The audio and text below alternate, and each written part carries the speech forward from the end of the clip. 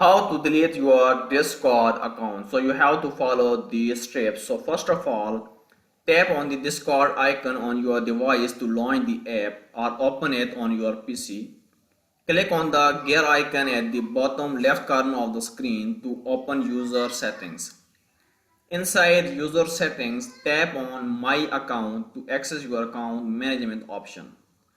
Scroll down to the bottom of the My Account page to find the Account Remover section.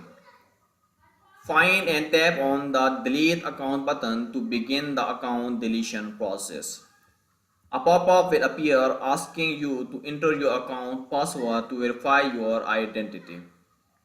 If you have two-factor authentication enabled, enter the code from your authenticator app to proceed.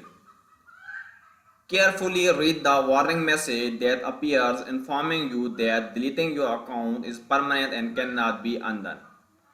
Once you have read the warning, tap the Delete Account button to confirm your deletion.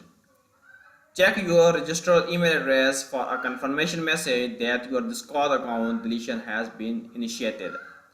Discord will process your request and your account will be permanently deleted after a short waiting period. Thank you for watching.